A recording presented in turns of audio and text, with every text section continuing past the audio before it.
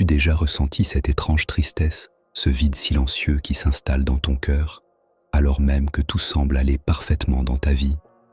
Peut-être as-tu un toit au-dessus de ta tête, des proches qui t'aiment, une situation stable. Et pourtant, une ombre discrète, presque invisible, pèse sur ton esprit. C'est une mélancolie que tu n'oses pas toujours avouer, car tu te dis qu'elle n'a pas de raison d'exister. Et pourtant, elle est là. Ce paradoxe est plus courant qu'on ne le croit. Nous vivons dans un monde qui nous répète sans cesse que le bonheur viendra de l'extérieur, d'un travail réussi, d'un couple épanoui, de possessions matérielles, d'expériences excitantes. Mais lorsque toutes ces cases semblent cochées, une autre réalité émerge, un sentiment d'incomplétude, comme une rivière souterraine qui continue de couler, cachée sous les apparences. Le bouddhisme enseigne que cette tristesse n'est pas une erreur ni une faiblesse, elle est un messager. Elle porte en elle une vérité profonde sur la nature de notre esprit et sur le monde. Dans cette vidéo, tu vas découvrir une révélation issue d'une sagesse ancestrale. Pourquoi ton cœur peut ressentir ce vide, même lorsque tout autour de toi paraît parfait? Et plus encore, comment transformer cette tristesse en une porte vers la paix intérieure? Reste bien jusqu'à la fin, car ce que tu entendras pourrait changer ta manière de voir la vie. Et si ce sujet résonne déjà en toi, abonne-toi dès maintenant et partage en commentaire cette phrase clé. Je choisis d'écouter le message silencieux de mon cœur. Il y a plus de 2500 ans, dans le silence des forêts indiennes, le Bouddha a observé ce même mystère, la tristesse, la souffrance, la sensation d'un vide intérieur, même au cœur de l'abondance. Dans le Dhammapada, un ancien recueil de ses enseignements, il est dit « Dans ce monde, les plaisirs sont comme des bulles de rosée. Celui qui s'y accroche souffre, celui qui les comprend se libère. » Le Bouddha a nommé cette expérience universelle dukkha. Dukkha ne désigne pas seulement la douleur évidente, comme la perte ou la maladie. C'est aussi cette insatisfaction subtile qui persiste, même lorsque tout semble aller bien. C'est cette petite fissure dans le cœur humain, ce léger malaise qui te rappelle que, quoi que tu possèdes ou accomplisses, cela ne suffira jamais à combler totalement ton être. Dans notre monde moderne, ce savoir ancien a été presque oublié. Nous avons appris à courir après des objectifs extérieurs, pensant que la prochaine réussite, la prochaine relation ou le prochain objet acheté nous apporterait enfin la paix. Pourtant, plus nous avançons, plus ce vide intérieur se renforce, car il ne se nourrit pas de choses matérielles. Aujourd'hui, le stress, la comparaison permanente sur les réseaux sociaux et la quête de performance ont amplifié cette souffrance silencieuse. Nous avons oublié que la véritable paix se trouve non pas dans l'accumulation, mais dans la compréhension de notre propre esprit. Dans la suite, tu vas découvrir comment la sagesse bouddhiste éclaire cette énigme et comment elle peut t'aider à transformer ta tristesse en une source de clarté et de libération. Ce chemin n'est pas toujours confortable, mais il mène à une liberté que rien ni personne ne peut t'enlever. La tristesse que tu ressens, même quand tout semble aller bien, n'est pas une erreur de ton esprit. Elle est la trace d'une vérité plus profonde que ton intellect seul ne peut saisir. Le Bouddha a enseigné que l'existence entière repose sur 3 caractéristiques universelles, l'impermanence, la souffrance et l'absence d'un moi fixe. Ces 3 réalités, quand elles sont mal comprises, nourrissent le vide que tu portes en toi. Commençons par l'impermanence. Tout dans ce monde naît, change et disparaît. Ton corps, tes émotions, tes relations, tes possessions, même tes pensées. Rien ne dure. Quand tu oublies cette vérité, tu t'attaches aux choses comme si elles pouvaient t'apporter une sécurité éternelle. Tu te réjouis quand elles apparaissent et tu souffres quand elles disparaissent. Ainsi, même au milieu du bonheur, une peur secrète s'installe, la peur de perdre ce qui t'apporte de la joie. C'est cette peur silencieuse qui se manifeste sous la forme d'une tristesse que tu ne comprends pas toujours. Imagine une fleur de lotus. Elle s'épanouit le matin, rayonnante et fragile, puis se referme le soir. Si tu t'attaches à son éclat en voulant la figer dans son état parfait, tu souffriras quand elle se fanera. Mais si tu acceptes son cycle naturel, tu découvriras une beauté plus vaste, celle du flux de la vie elle-même. De la même manière, ta paix intérieure ne peut pas venir d'un état extérieur figé, mais d'une compréhension profonde que tout est en mouvement. Ensuite vient la souffrance, ou dukkha. Ce mot est souvent mal compris. Il ne parle pas seulement de douleur physique ou émotionnelle. Il désigne cette insatisfaction de fond, cette sensation que quoi que tu fasses, il manque toujours quelque chose. Même lorsque tu réalises un rêve, une nouvelle envie naît aussitôt. C'est comme boire de l'eau salée. Plus tu bois, plus tu as soif. Cette dynamique crée une agitation intérieure constante, une course sans fin vers un bonheur qui s'éloigne toujours. Dans notre société, cette course est amplifiée par la comparaison et la pression sociale. On te dit que tu dois être productif, séduisant, performant et toujours heureux. Alors, même lorsque tu atteins ces standards, ton esprit te murmure que ce n'est pas assez. Et cette voix intérieure nourrit une tristesse que tu caches derrière un sourire. Enfin, la troisième caractéristique, l'absence d'un moi fixe. C'est sans doute la plus difficile à accepter. Nous avons appris à croire que nous sommes une entité stable, une identité figée, que nous devons défendre et améliorer. Pourtant, le Bouddha a observé que ce moi est une construction, comme une maison bâtie de souvenirs, d'habitudes et de croyances. Lorsque tu t'identifies à cette illusion, chaque critique, chaque perte, chaque changement te blesse profondément, car tu crois que ton être même est menacé. Cette identification rigide est une source majeure de souffrance. Ta tristesse, même dans le confort, vient souvent de là. Tu sens inconsciemment que quelque chose en toi est instable, mais tu cherches à te rassurer par des images extérieures, ton statut, tes possessions, tes réussites. C'est comme essayer de retenir l'eau d'une rivière avec tes mains. Plus tu serres, plus elle te glisse entre les doigts. Pour commencer à transformer cette tristesse, il te faut reconnaître ces trois vérités, non pas comme des théories, mais comme une expérience directe. Chaque fois que tu ressens ce vide intérieur, respire profondément et demande-toi: à quoi suis-je en train de m'accrocher? Qu'est-ce que j'ai peur de perdre? Ces simples questions ouvrent une porte vers une observation lucide. Dans cette première étape, l'objectif n'est pas d'éliminer la tristesse, mais de l'écouter, de la voir comme un messager qui te guide vers une compréhension plus vaste. Plus tu pratiques cette écoute silencieuse, plus tu découvriras que derrière la douleur se cache une sagesse ancienne, une invitation à cesser la lutte et à entrer dans le flux naturel de la vie. Dans la prochaine partie, nous plongerons plus profondément dans les racines invisibles de la souffrance, le karma subtil, l'attachement inconscient et l'illusion du contrôle qui nous enferme sans que nous le sachions. Ce voyage ne sera pas toujours confortable, mais il t'amènera au cœur même de la libération intérieure. La tristesse persistante que tu ressens, même lorsque tout semble aller bien, trouve ses racines dans des dimensions encore plus profondes de l'esprit. Jusqu'ici, nous avons exploré les bases, impermanence, insatisfaction et absence d'un moi fixe. Mais il existe des forces plus subtiles, invisibles, qui façonnent ta perception et ton expérience du monde. Ces forces sont comme des courants sous la surface d'un lac tranquille.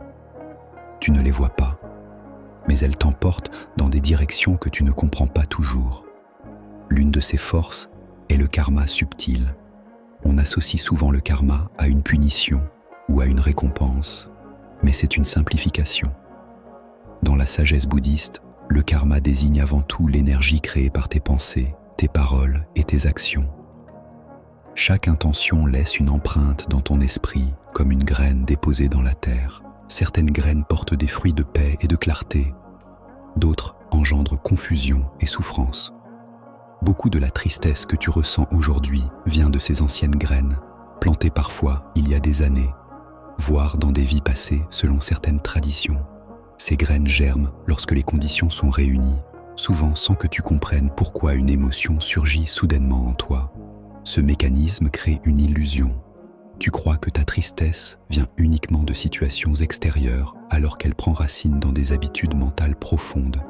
Par exemple, si tu as souvent nourri des pensées de comparaison ou de jugement, ton esprit aura tendance à générer naturellement un sentiment d'insuffisance, même quand tout va objectivement bien. C'est comme porter des lunettes colorées sans le savoir. Tout ce que tu vois est teinté par tes conditionnements. Une autre racine de la tristesse est l'attachement inconscient. Nous nous accrochons non seulement à des objets ou des personnes, mais aussi à des idées, des souvenirs et même à notre propre douleur. Paradoxalement, une partie de toi peut s'attacher à la tristesse elle-même, car elle devient familière, presque rassurante. Elle te donne une identité. Je suis une personne triste, je suis incompris, je suis fragile. Cet attachement subtil crée un cercle vicieux. Tu veux te libérer de la tristesse, mais tu la nourris en t'identifiant à elle. Pour briser ce cercle, il faut regarder cet attachement avec une grande lucidité. Observe comment ton esprit réagit quand une émotion forte surgit. Souvent, tu cherches à la fuir, à la nier ou à la transformer en récit mental. Mais plus tu la fuis, plus elle te poursuit. Plus tu la juges, plus elle se renforce. La voie bouddhiste propose une autre approche, accueillir l'émotion sans te confondre avec elle. Voir la tristesse comme un nuage passager dans le ciel vaste de la conscience. Le nuage peut être sombre et lourd, mais le ciel, lui, reste toujours intact et libre. Un autre facteur qui entretient la souffrance est l'illusion du contrôle. Nous passons une grande partie de notre vie à tenter de contrôler ce qui nous entoure, nos relations, notre image, notre avenir. Cette quête de maîtrise totale crée une tension constante. Quand la réalité ne suit pas nos attentes, la déception se transforme en tristesse ou en colère. Même lorsque tout va bien, une inquiétude latente persiste, car une part de toi sait que tu ne peux pas tout retenir. C'est comme tenir un sable fin dans ta main.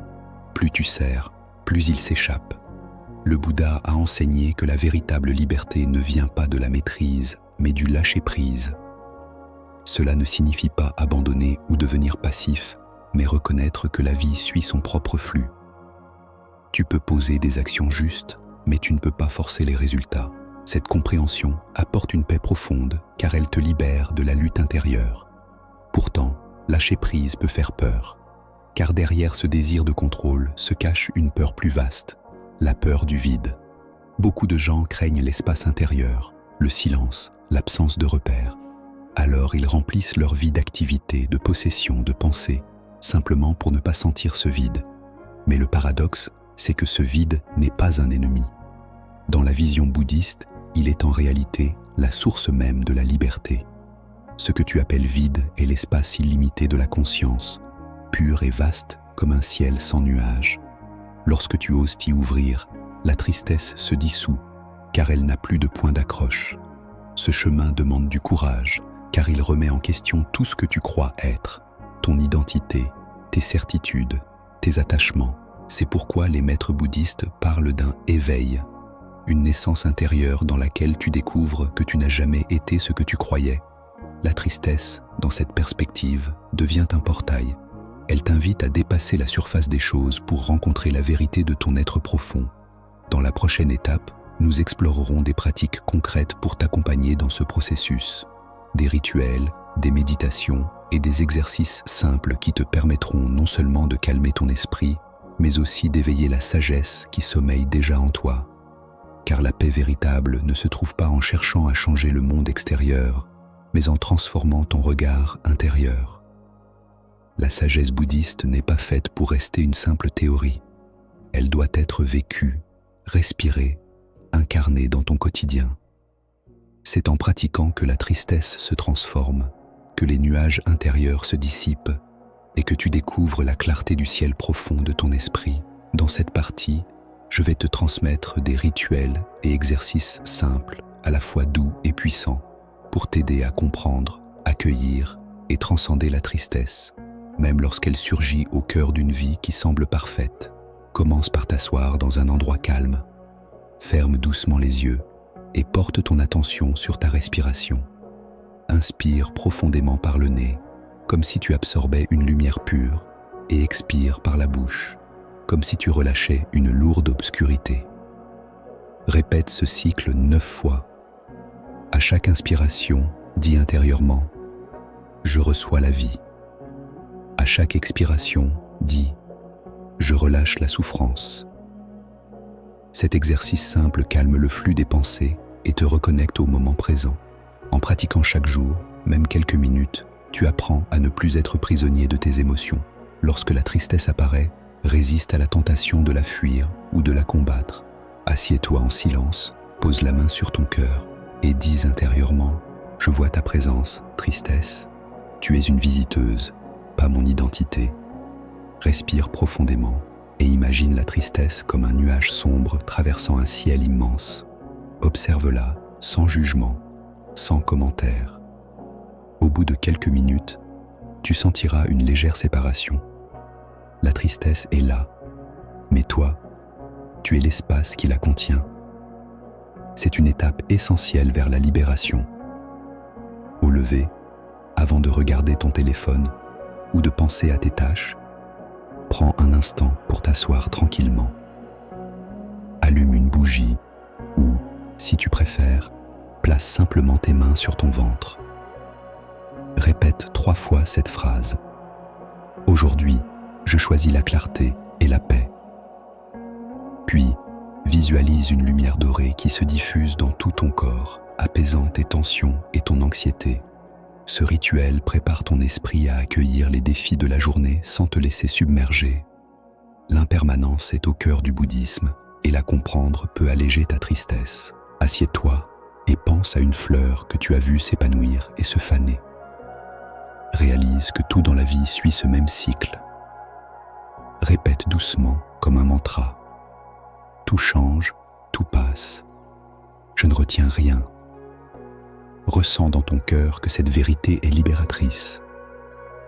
Tu n'as plus besoin de lutter pour figer les choses ou pour t'accrocher à des états de bonheur passagers. Dans les traditions orientales, certaines plantes sont considérées comme des alliés pour équilibrer les émotions. La camomille, la lavande et la mélisse apaisent l'anxiété et favorisent un sommeil réparateur. Le thé vert matcha peut être bu en conscience, comme un rituel méditatif, en te concentrant sur chaque geste et chaque sensation. Préparer une infusion devient alors un acte sacré, une méditation en action. Les mantras sont des vibrations sonores qui harmonisent l'esprit. Répète doucement le mantra « Om Mani Padme Hum » en te concentrant sur la vibration dans ta poitrine. Ce mantra, lié à la compassion, t'aide à te relier à une dimension plus vaste que tes émotions personnelles. Plus tu le répètes, plus la tristesse se dissout dans une énergie de paix et de clarté. Même avec ces pratiques, il est normal de rencontrer des résistances. Ton esprit peut te dire « ça ne sert à rien » ou « je n'ai pas le temps ». Reconnais ces pensées comme des nuages passagers, puis reviens à ta pratique avec douceur. La clé est la régularité. Même quelques minutes par jour suffisent à transformer profondément ton état intérieur si tu t'y engages avec sincérité. Ces exercices ne sont pas des remèdes rapides. Ils sont comme des graines que tu plantes dans ton esprit. Avec le temps, elles germeront et donneront naissance à une force tranquille qui ne dépend d'aucune circonstance extérieure. À mesure que tu pratiques, la tristesse deviendra moins une ennemie et plus une alliée. Le signe que tu es prêt à t'éveiller à une dimension plus vaste de toi-même.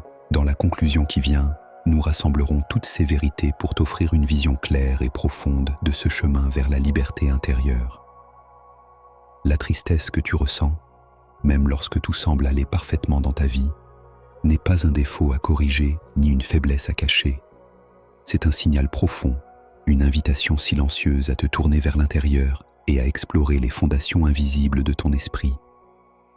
Elle te murmure que la paix véritable ne se trouve pas dans l'accumulation d'expériences ou de possessions, mais dans la compréhension intime de la nature de la vie elle-même. Au fil de ce voyage, tu as découvert les 3 caractéristiques universelles enseignées par le Bouddha: l'impermanence, l'insatisfaction et l'absence d'un moi fixe. Tu as vu comment ces vérités, lorsqu'elles sont ignorées, nourrissent une souffrance subtile, un vide persistant qui ne peut être comblé par le monde extérieur. Tu as également exploré les racines plus profondes de la tristesse, le karma subtil qui façonne tes émotions, l'attachement inconscient qui t'enchaîne à tes propres histoires et l'illusion du contrôle qui te maintient dans une lutte constante. Puis, tu as appris des pratiques concrètes pour apaiser ton esprit et ouvrir ton cœur, la respiration consciente, la méditation, les rituels quotidiens et l'usage des mantras et des plantes comme soutien dans ce cheminement. Chacune de ces pratiques est une clé qui t'aide à te libérer, non pas en supprimant la tristesse, mais en la transformant en sagesse. Souviens-toi de ceci, la tristesse n'est pas l'ennemi, Elle est comme un messager venu frapper à la porte de ton âme. Si tu l'écoutes avec attention, elle t'amènera vers un espace intérieur de silence et de clarté, où tu découvriras que tu es déjà complet, déjà libre. Cet espace ne dépend ni des circonstances, ni des autres, ni du temps. Il est ta véritable nature. Alors, la prochaine fois que tu sentiras cette mélancolie sans raison, ne cherche pas à la fuir. Assieds-toi, respire et accueille-la comme une porte qui s'ouvre sur la vérité. Car au-delà de la tristesse, il y a une paix qui ne s'éteint jamais. Si ce voyage a résonné en toi, abonne-toi à cette chaîne et partage en commentaire cette phrase clé. Je choisis la paix intérieure, même au milieu des nuages de mon esprit. En t'engageant dans ce chemin, tu offres non seulement un cadeau à toi-même, mais aussi à tous ceux que tu rencontreras, car un esprit apaisé rayonne et transforme le monde, silencieusement, comme une flamme qui éclaire sans brûler. Maintenant, ferme les yeux un instant et laisse ces paroles résonner en toi. Peut-être découvriras-tu que, même au cœur de la tristesse, une lumière douce est déjà là, attendant simplement que tu la reconnaisses.